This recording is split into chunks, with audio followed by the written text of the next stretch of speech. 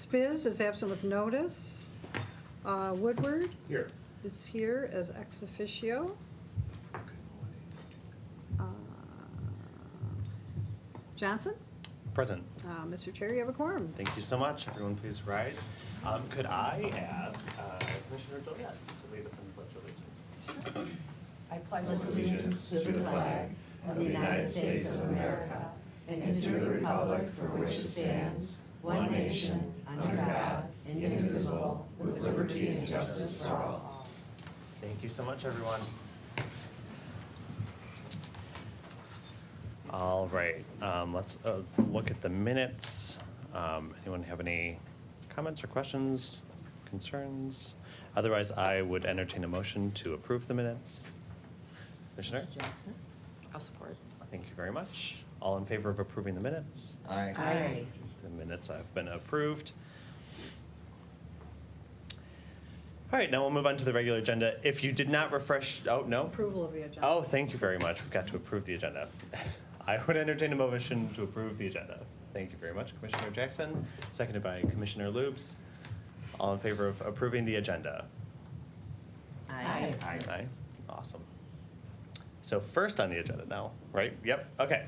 If you would refresh your screen, you'll notice that one agenda item has changed very quickly. So the first item on our agenda today is from the Parks and Recreation Department. But first we have a public comment.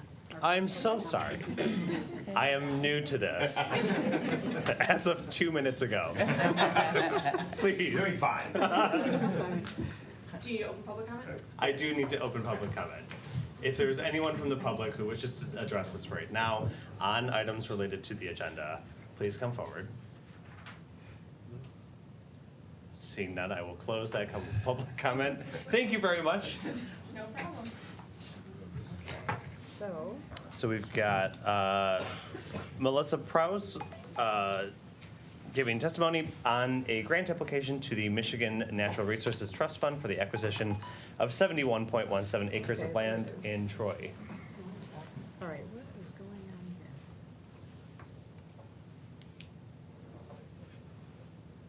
Oh, thank you very much. My go-to. I would entertain a motion to do what, to open discussion on, To recommend a board. is that after the presentation? To put, yeah. Where is, Do I do that after their presentation? okay, I've got this here. I just did this. Oh. Okay, this is different than what I just Okay. tested. So I There you go. would entertain a motion to recommend to the board, correct? Yes. Okay, anyone? Yes. Commissioner Nelson, seconded by Commissioner Loops.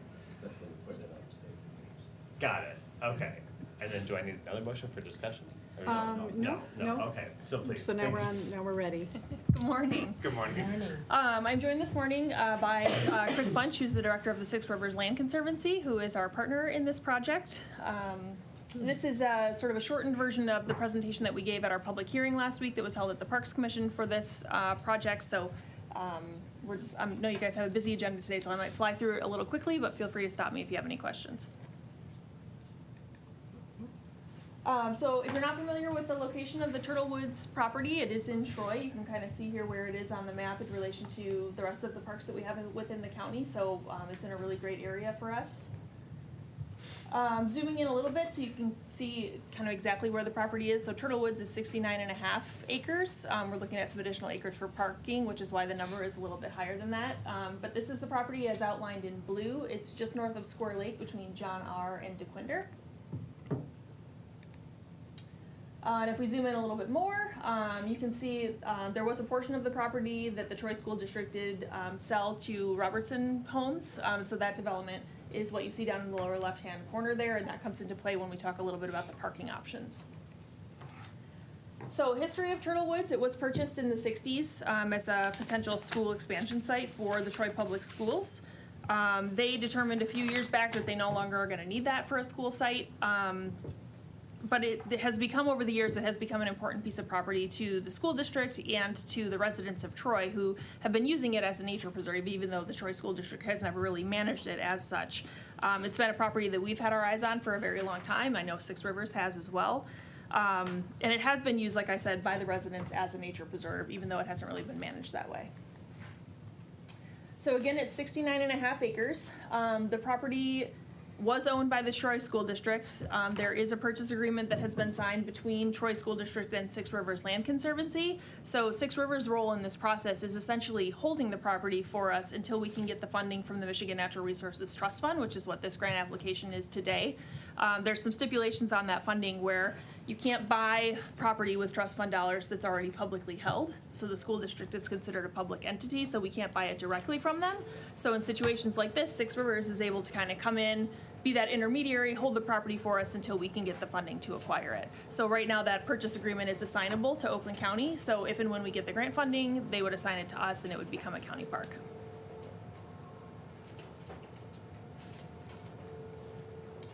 Oh, hang on, going backwards.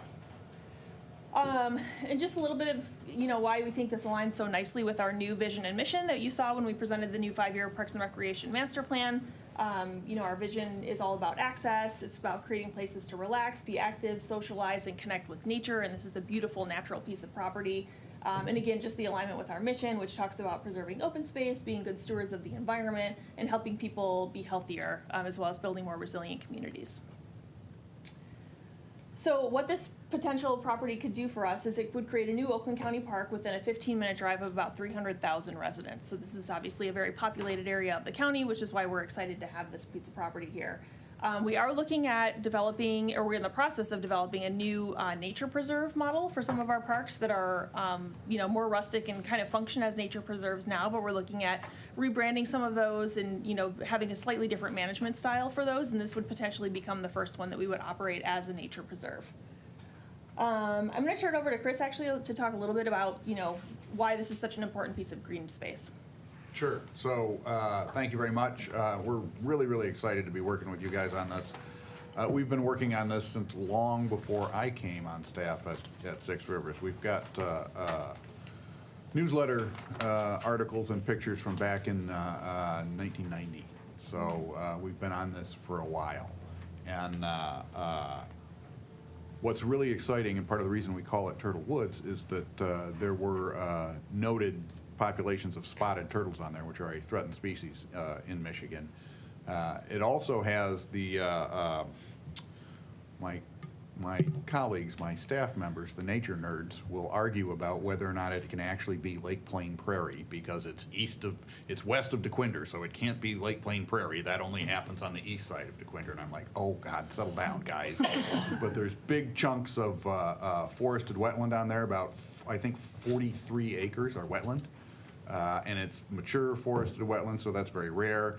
It's got Lake Plain Prairie if you win the argument, and there's less than 1% of that left globally, so it's very threatened.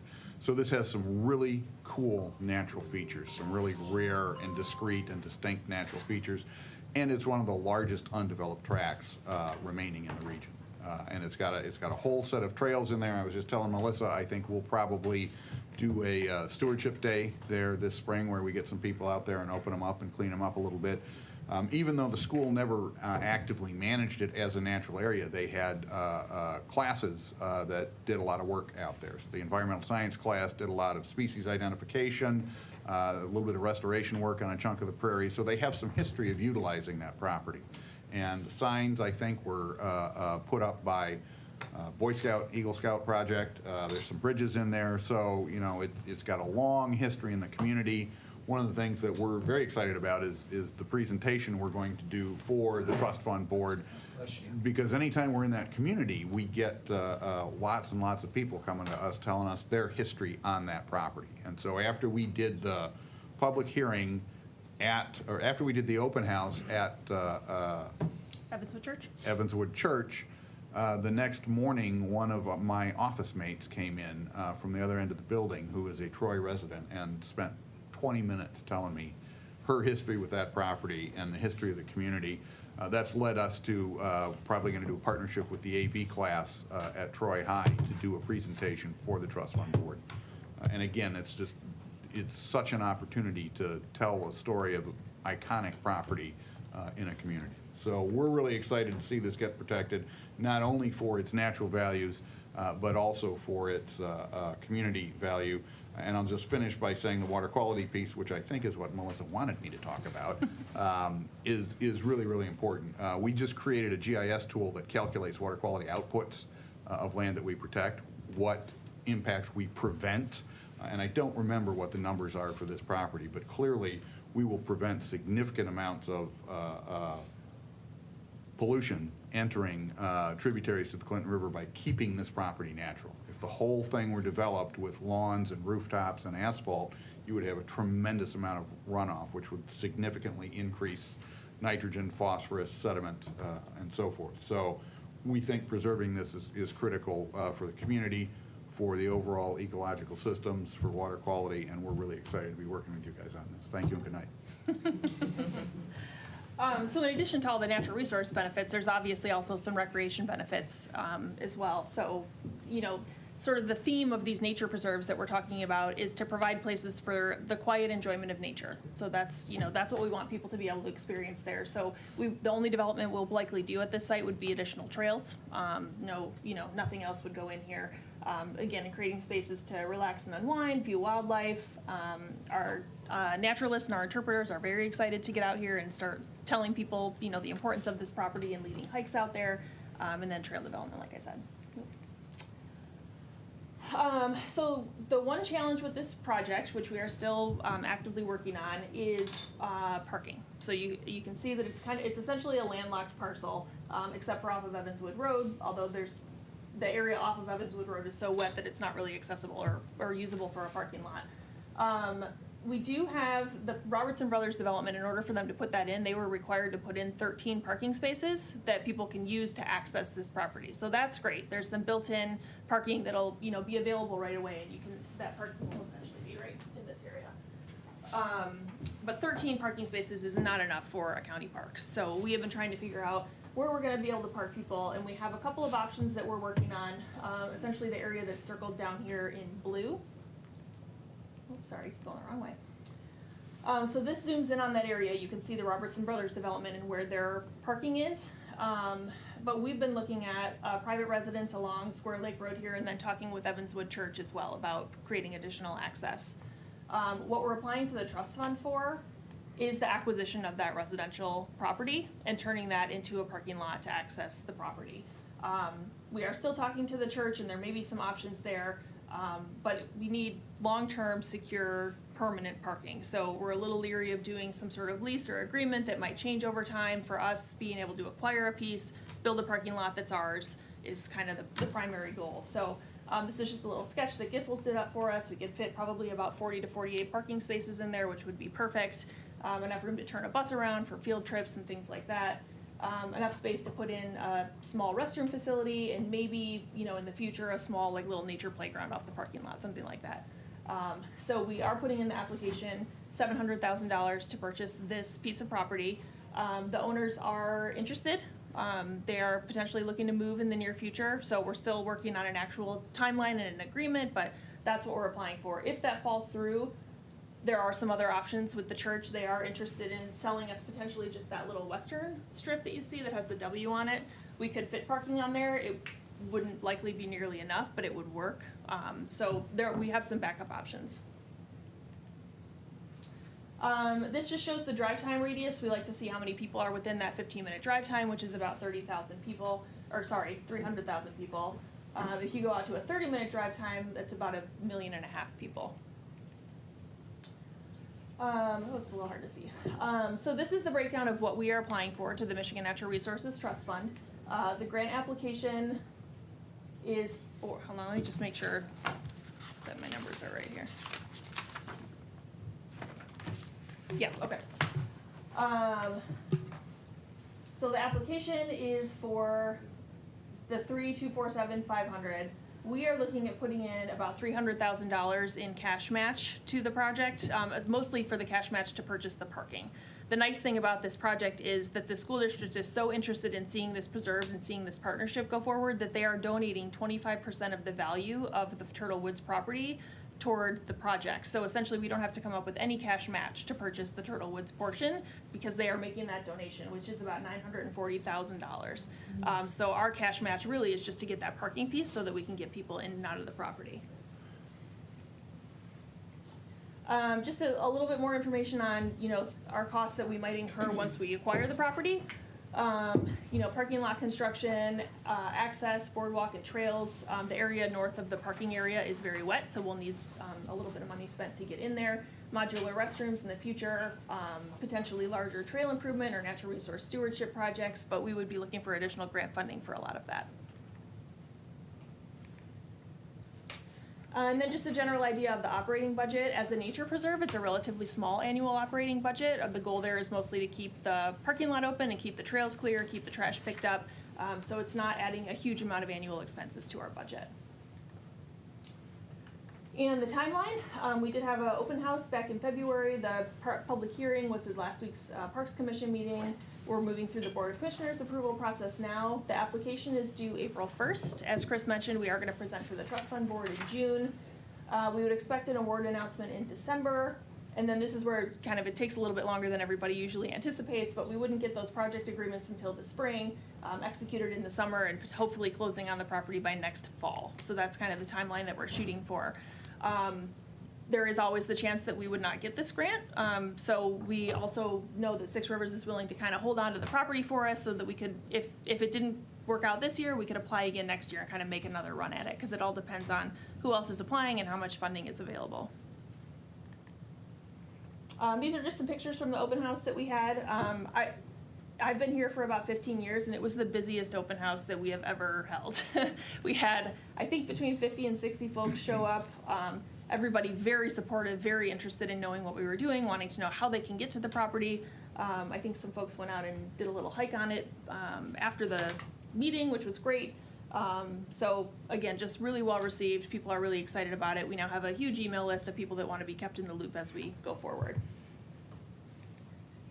And that is where we're at. Awesome. Commissioner. The trails that you will be building, what will they be made of? What, the trail surface? Yeah, so we likely wouldn't do any sort of asphalt surface out here. We would do a combination of two things. We want to make sure there's at least one fully accessible loop out here, so we would do something that's crushed fines, crushed limestone, and then the rest of it would be what we call our nature trail or our rustic trail spec. So it would be, a narrow kind of dirt, hard-packed dirt surface. So very natural. I'm glad it's not going to be asphalt. Thank you. No. I'm actually going to piggyback off of your comment, because that's exactly what I was thinking for the parking lot itself when it's ever built. What's the surface material of that parking lot? Yeah, we don't know that yet. The Parks Commission is very interested in seeing that parking area be some sort of demonstration project for sustainability. So I know the city of Troy is as well. So we'll likely be investigating all sorts of options for that to do something really cool there. Awesome. When I worked at the Detroit Zoo, one of our biggest pride moments was when we rebuilt a parking lot using all permeable asphalt so that there wasn't any rain runoff. And it was really great. Yeah. Any other discussion? Commissioner? And we should ask the WRC to pay for the parking lot. Go right ahead. No, in all seriousness, this is very exciting. I've had an opportunity to go to this parcel, and thanks to Melissa and Chris. The whole team that's pulled this together.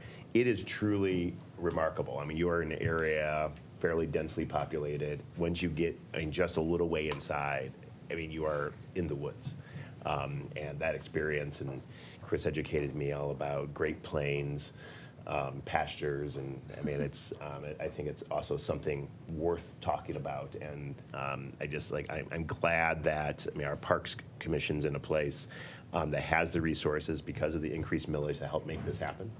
And being able to look long term. To be able to expand our park system, to preserve this for generations, to put albeit nominal investment to make it maintain, but the capital investment, a return on investment, even if it's $300,000 at a park, to be able to secure permanently for this county and more importantly, this region. I mean, approaching $5 million operation is pretty amazing. So it's exciting. I encourage all of you to go take a look. I think it's Commissioner Loob's district. Yeah. It's very nice. Be happy to take you out there for a hike anytime. Yeah. That'd be really nice. Any other discussion? Seeing none, the clerk will prompt the vote.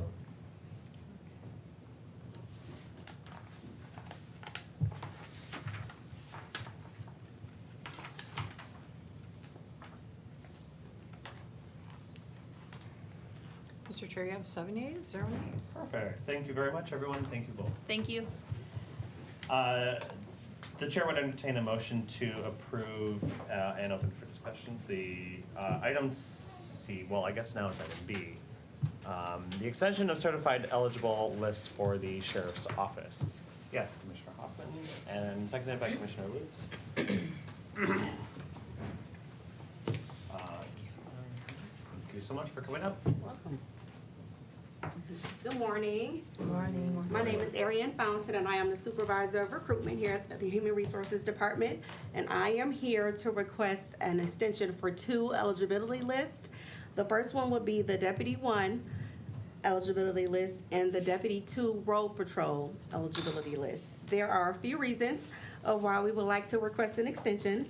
The first one would be attrition, and that pretty much falls into employee natural causes. That can be retirement, resignations, and promotions. So when those type of events happens, that leaves vacancies. So we need to make sure that we fill those vacancies. Secondly, there would be additional contracts from municipalities, and that leads to additional creation of new positions. So when we have new contracts, you may have to create new positions, and we also need those filled. And then lastly, our continuously effort to fill our vacant positions that we have. We need deputies on the road, we need deputies patrolling, so we want to make sure that our lists are extended so that way that will assist us in our recruitment efforts to fill those vacant positions. So I am here today to ask for an extension for both Deputy 1 and Deputy 2 Road Patrol so we can fill our vacancies that we have. Does anyone have any questions for me? Commissioner Hoffman? How many vacancies do we have You- now? You know what? I honestly don't know how much exactly, but approximately I would say about 30 to 40 approximately. But I can get back with you with the exact number. How many people are on the list that were, Right now, so on the Deputy 1 list, we have 47 candidates. And then on the Deputy 2 list, Road Patrol, there's 61. thank you. You're welcome. Any other questions, Commissioner? Hi, Ariane, thank you. Do we do any out-of-town directed recruiting? Yes, we do. We recruit nationally. Yep. So Okay. we have different sites that we post on that we reach out to individuals that are interested in the positions. Yes, Okay, for sure. thank you. Absolutely. Any other further questions, comments? No, if not, please prompt the board.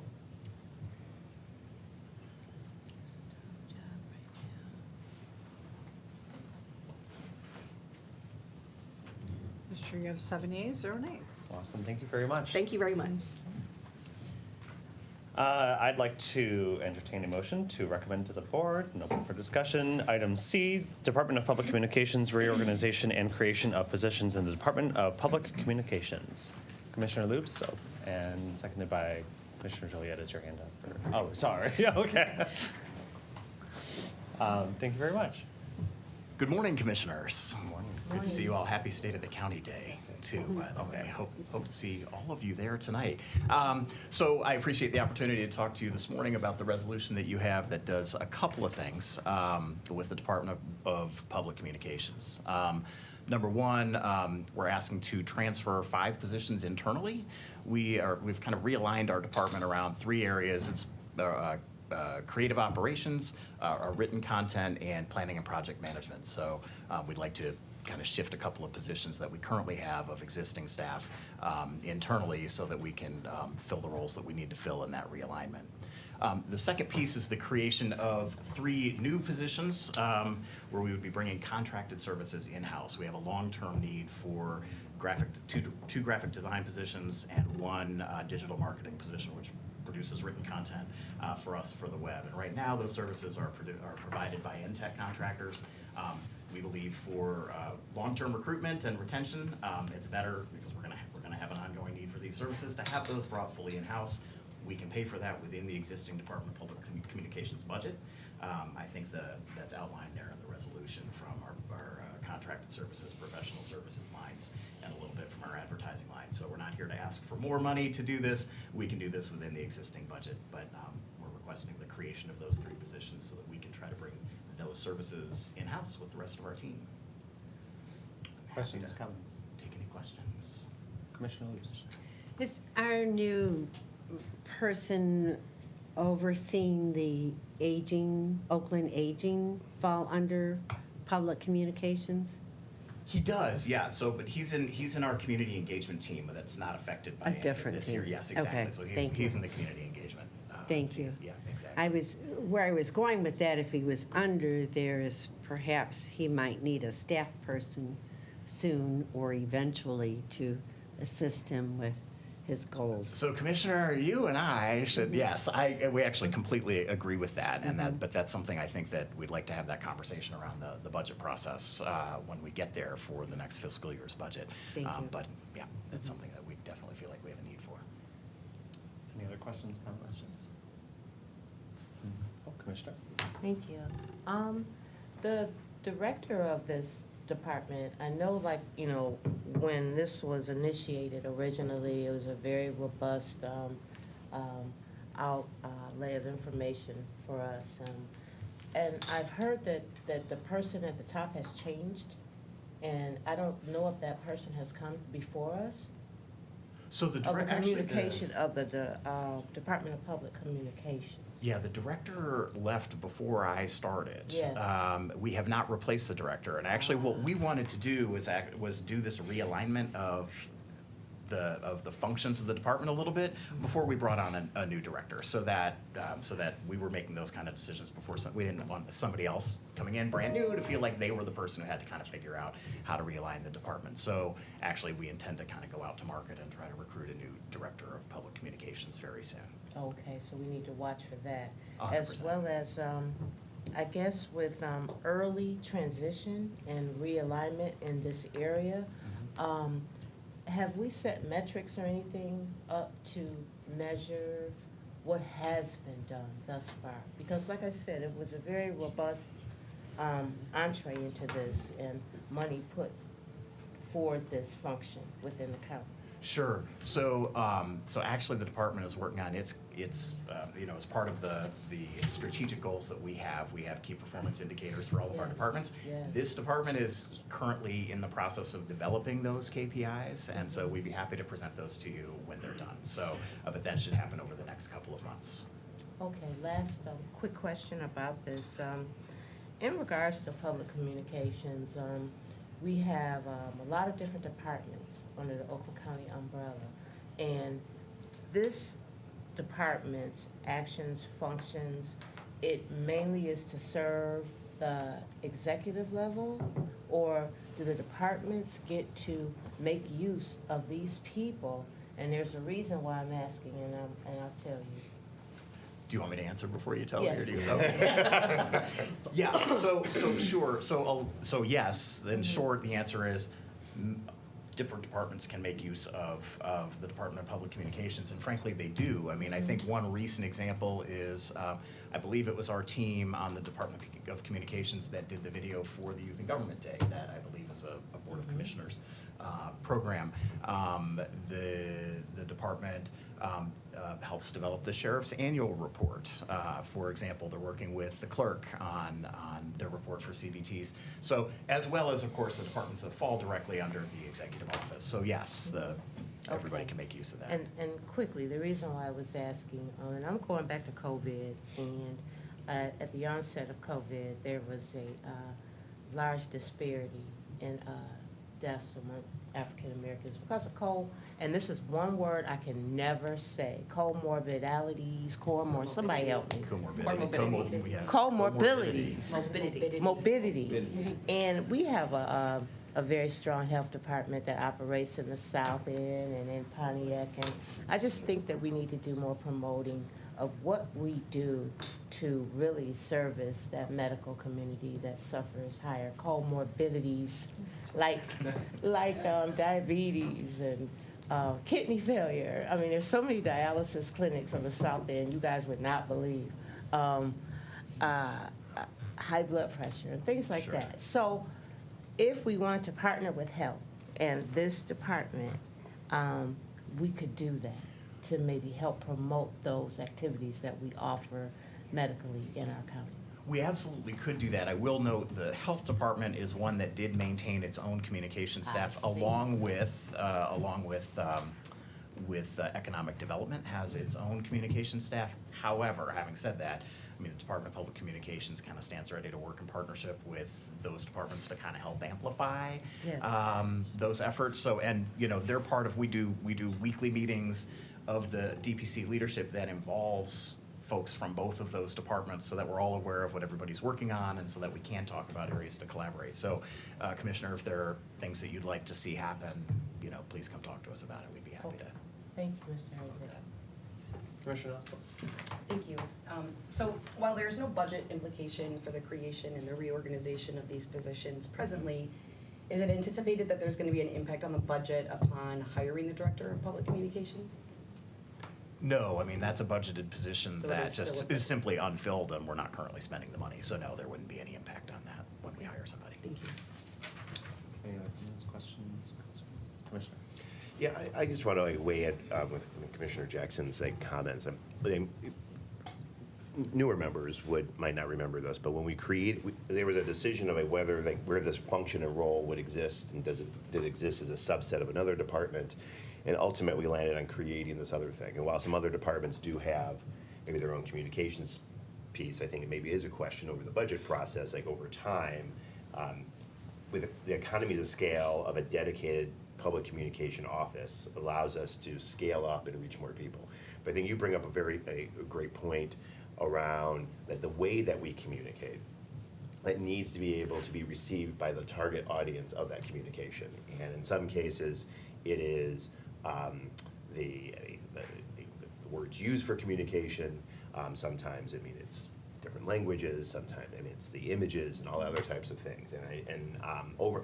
Since the creation of this department, I've seen an uptick of an intentionality to try to do some of those things as those KPIs get addressed, and we see what are the best practices out to do that.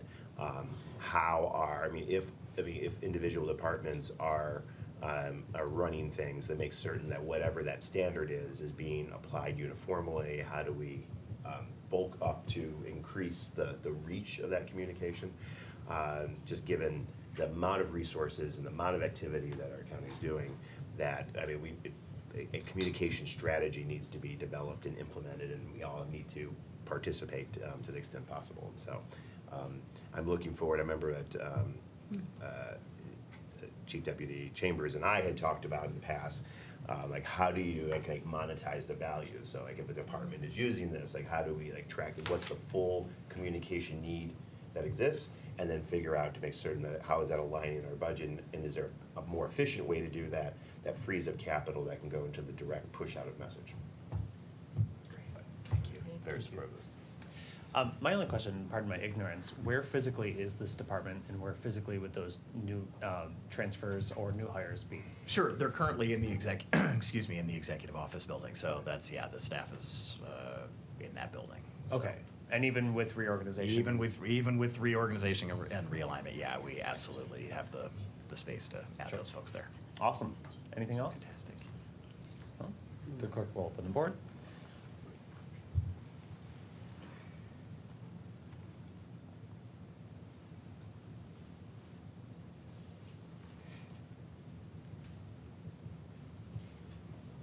Mr. Chair, you have 7 yeas, 0 nays. Awesome. Thank you, everyone. Thank you. Thank you.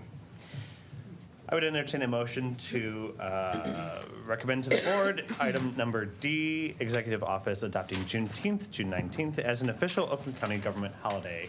Commissioner Lubes, seconded by Commissioner Jackson.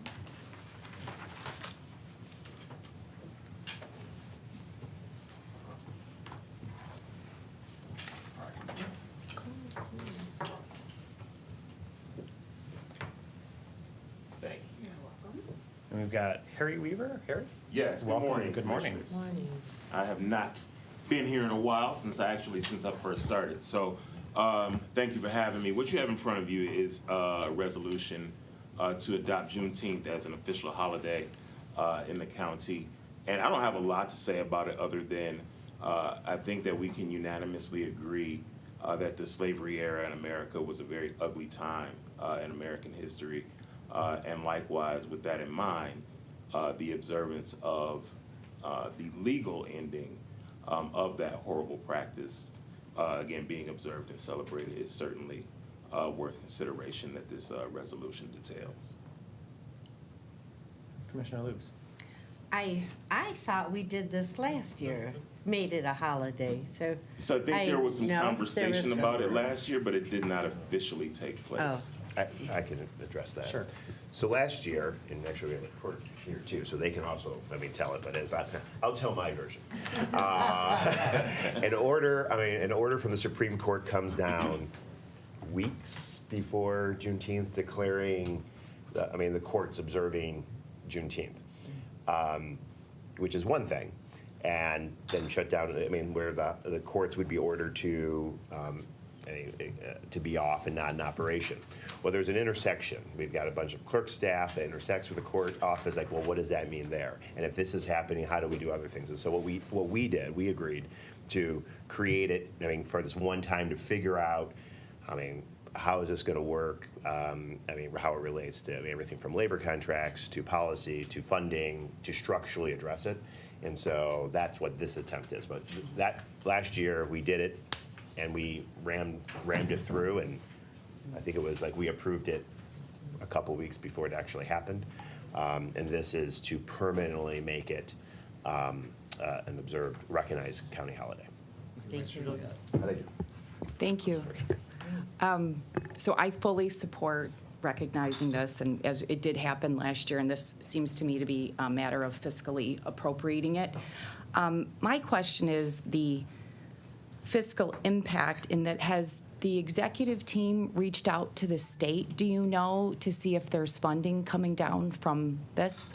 I don't believe there is, no. Okay, has there been any consideration, and I don't know if this is a comment for you, or, I know that I guess the board, this was before my time, allowed election day off for employees, and now with the new legislation, with the easy access to voting accessibly, thought just for fiscally impacting to reinstate that day to offset the cost for this, just to be mindful of the budget impact. It looks like it's $370,000. That'd be your decision. Okay, Yeah. there hasn't been any, I don't know, do you know? From the state, for the state? From the state or from internally to Oh, look for at, both. just for funding purposes? Yeah, so it actually was a question that I was gonna ask you. So this 370, so this would be an annual cost. And this cost basically pays for the overtime for the 24/7 operations, because there's no physical cost for everybody else. If I understand the question correctly, around election day, and while I think that there are lots of easier modes to participate in elections, the amount of workers that are necessary to process all those absentee ballots are gonna be at an all-time high. So I haven't been part of any conversation about getting rid of election day as a county holiday on the even years, so on the large elections, gubernatorial and presidential elections. That cost, which I would imagine is about the same as this for the one day operation, that has been budgeted. And it's budgeted a little bit differently than this, because this will be budgeted in the forthcoming budgets as an annual appropriation, whereas that one is It's a a once every 2 biannual. year, Okay. a biannual appropriation. But no, the state is not offering any money. And they haven't been reached out, no, but there hasn't been any reach. I'm not aware of any formal outreach, but I'm pretty familiar with what the reaction generally is there. I believe as this one's set up, even though the state of Michigan is recognizing the holiday, I believe the Supreme Court made it optional for local courts to decide if they want to participate, unlike before where they said, everyone, I mean, Juneteenth, it's off. It made it optional. I think there was a recognition, like the way that rolled out created a lot of consternation all over the state, particularly when they rolled it out. But there isn't, I mean, this way it's less of an unfunded mandate since we are voluntarily doing it, even though Okay. we're not required to. Okay. And then, are the courts covered in this? They are? Okay. Okay, all right, thank you. Yep. Anything else? Yes. No? All right, clerk will open the board.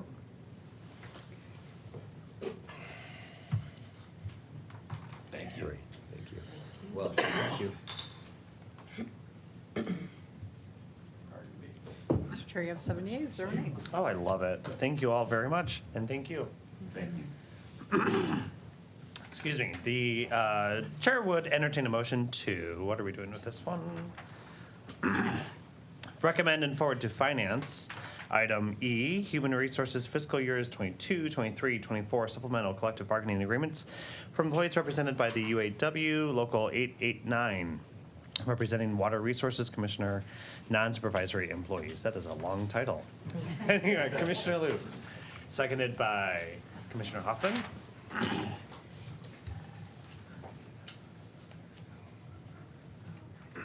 Oh, sorry, good morning. Morning, how are you? We good? Yes. Okay. As you know, again, we have a UAW master agreement, and with that comes multiple supplement agreements, and this one is with a group of WRC supervisors. They really haven't, in this, really what they've agreed to is, again, to everything that was in the master agreement, and then just confirming their current benefits, so putting in memorializing their current shift premium, boot and uniform allowance, their work schedules, holiday and vehicle use, so nothing has changed. We've just memorialized it in their contract, so that it's there and available. So actually no change in anything, just basically being recognized and confirming that in this agreement. Okay. Questions, comments, discussion? No? Clerk will open the board.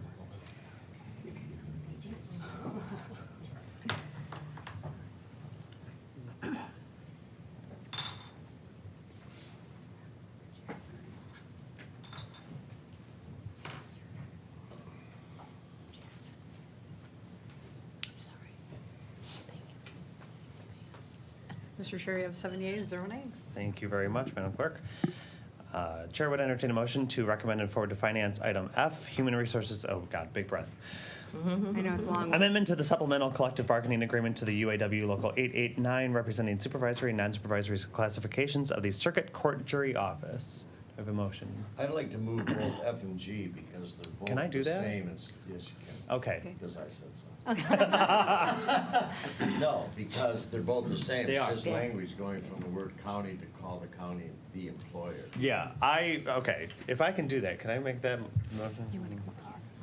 We can, if you want to take them up both, are we taking them both up at the same time? It's up to you. I would like to do that. I thought about doing that before the last one, but yes. Do I have a motion to take both items, F and G up? Commissioner Hoffman, seconded by Commissioner Jackson. So thank you. So you have seen these agreements before you before, but I apologize, when we were doing the supplements, I did not realize at the time that actually the master agreement should be with the chief judge in both probate court and circuit court. So what we've done is updated them. We worked with both. This is Ed Hutton, who is the court administrator for probate court, and Kevin Offner, who is the court administrator for circuit court. So they worked with us to make sure that that agreement aligns with language that reflects language of the court. I think we changed things like director to court administrator or chief judge as appropriate.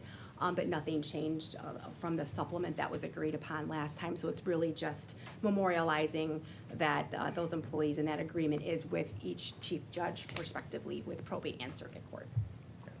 Questions, comments, discussion? I think those changes, which seem more technical in nature rather than substantive in nature, that the unions agree to all those as well. Yes, yeah, with no they've all, objection. yeah. They have TAs with both of them, yes. Okay, any further discussion? Seeing none, the clerk will open the board. Can I vote together? Prop the vote. Well, when I prop the vote, Item It'll F. be one at a time, but That's I mean, fine. I can reflect in the minutes that they were both. Okay. um,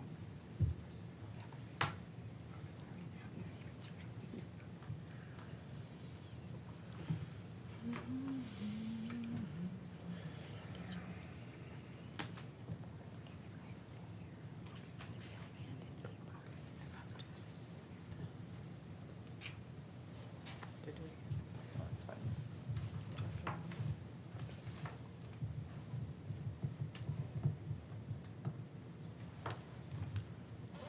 Hoffman?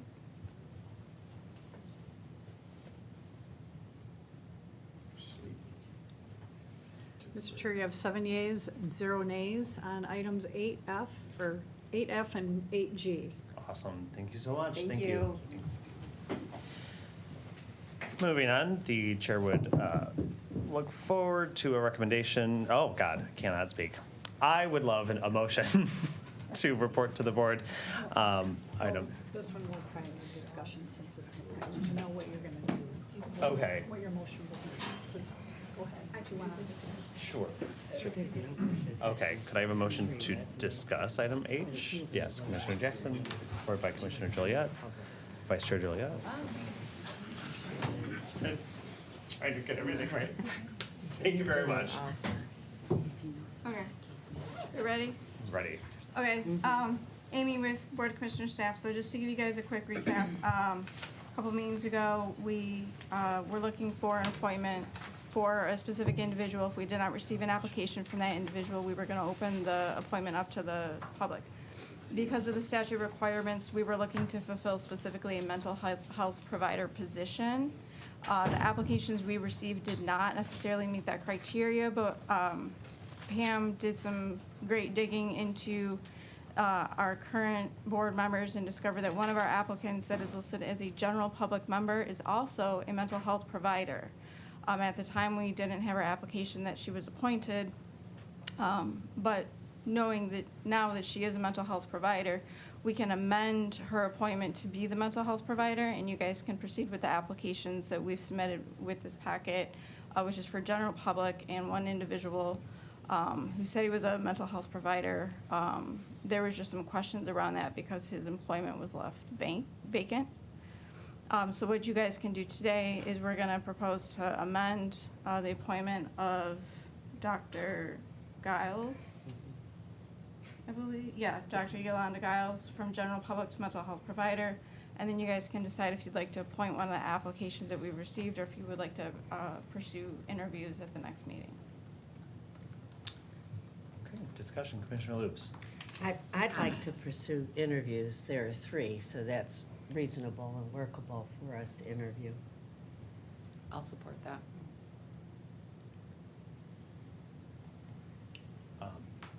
What do I do? Okay, so we have a motion to. With an amendment. Well, no, there's no amendment. We don't have, we just open it up for discussion at this point. So Yeah. we can do another motion to. So I think there's 2 things going on here, right? Yeah. So probably address them each separately. It sounds like you have some discussion here on the second part of it where you're opening up candidates for the general public appointment to do interviews at the next meeting. If it's agreed upon by the committee, then the committee chair will just declare that they'll do interviews at the next meeting. And what we'll do is we'll set up administratively scheduling those interviews. You might want to gather, and I don't mean to take up your, if you have something, what you'll probably want to do is open it up to who you would like to interview or who you would address staff to reach out to set up that schedule, to call them in to get interviewed. They could either do it offline and send the chair via staff, their top 3 recommendations, or you could discuss it here and come up with, 3 candidates or something like that. Oh, there's only 3, okay. Yeah, there's only 3, so. Okay. But I would address the first part with the. Changing of the. Change it. Yeah, that's fine. Commissioner. That's what Unless I they was wanna gonna put it say. all in one. We'll vote on moving Dr. Giles to a mental health provider, and then we'll vote on interviewing applicants. Okay. Or you could put them all together if you want, if everybody agrees, either way. Is there I think- consensus on that? Me too. I think separately would probably be cleaner. Cleaner. Okay. Okay.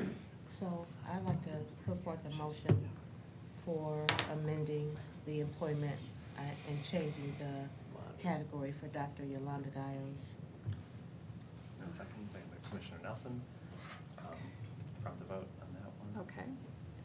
We'll change the motion, change Dr. Giles to Provider.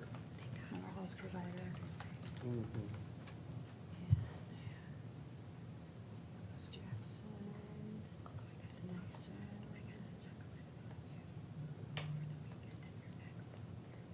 We'll cross the vote on that.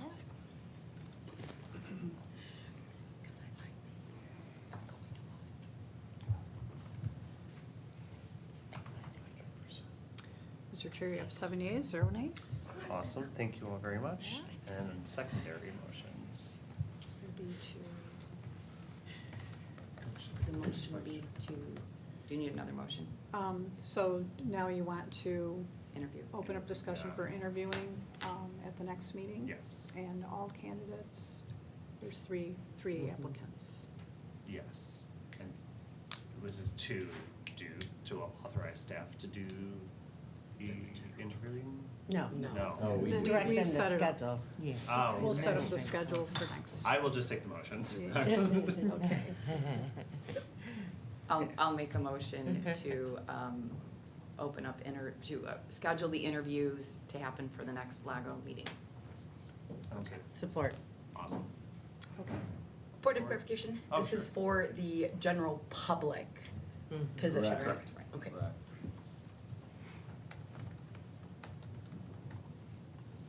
Okay. That's an easier one to fill in. That's a smart one. I couldn't find anybody interested. I probably could now, but.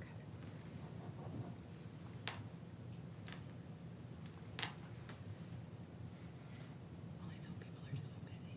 Even I both know what it's like right now. Mr. Chair, you have 7 yeas, 0 nays. Thank you very much. And then do we need to vote Good? on A, Nope, H? we're- No? We're Okay. good to go now. Okay, cool.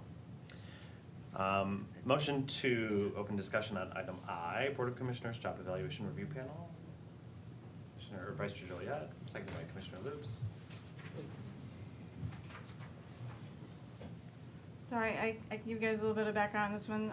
The Job Evaluation Review Panel, specifically what we're doing is we're appointing the Oakland County Board of Commissioners appointees. The names are received were Commissioner Jackson, Commissioner Smith-Charles, and an alternate for Commissioner Gingell. And then also the concurrence of the appointments of the other members of this, which is appointments by the circuit court judges, county executive's office, and other elected officials. Just to kind of explain what other elected officials means, that means all of the other elected officials, coordinated by Clerk Brown, all decide together on their appointees instead of having individual appointees. So this would be concurrence of those recommendations as well as the appointment of the Board of Commissioners members. Okay. Any discussion? Commissioner Nelson? Thank you. Amy, could you just provide a brief summary of the function of this panel? Yeah, so the Job Evaluation Review Panel conducts reviews of appeals to salary grade placement evaluations. Typically, there's not a lot of meetings of this board. I'm not aware of them meeting at all in the last couple of years. But if they do report to LAGO as well. Thank you. Further discussion? I would entertain a motion to report to the board then. Well, we have an initial motion, it's essentially to. Or is that report the to same board. thing? Okay, Yeah. cool. Clerk will open the board then. Okay.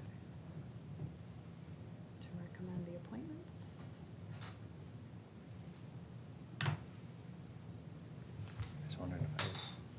said that wrong the first time. Mr. Chair, you have 7 ayes, 0 nays. Thank you all, and thank you to all of you for a very unanimous meeting. That expires our regular agenda. Moving on to public comment. Anyone from the public wishing to speak for 3 minutes on any matter at all? No? Okay. With that, any other business? Anything else? No? I will adjourn this meeting. Thank you all. Great job.